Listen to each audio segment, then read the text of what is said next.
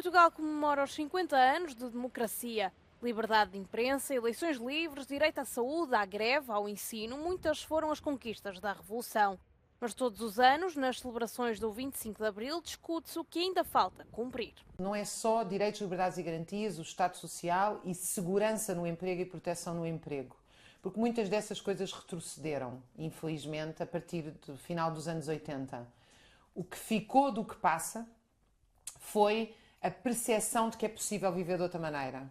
Indiscutivelmente, Portugal está hoje melhor que há 50 anos, mas a pouca produtividade da economia, a precariedade no trabalho e o definhamento dos serviços públicos colocam o país numa posição de atraso relativamente a outros países europeus.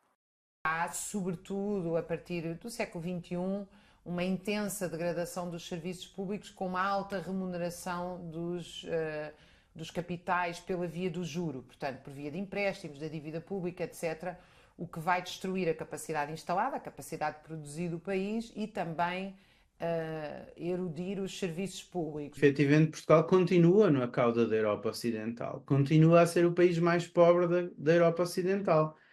Portanto, Portugal não melhorou a situação relativa que tinha em termos relativos, em termos de ranking dos países. Portugal continua a ser o mais pobre, o último, o mais atrasado em termos do capital humano, em termos nos níveis de educação da sua população, continua a ser o último da lista da Europa Ocidental em termos de o funcionamento das instituições políticas. Com 5 décadas de vida democrática e há 38 anos na União Europeia, o país terá também de repensar a participação no projeto comunitário e diminuir a dependência face ao dinheiro europeu, uma vez que o alargamento do bloco se traduzirá numa diminuição dos fundos disponíveis para a política de coesão.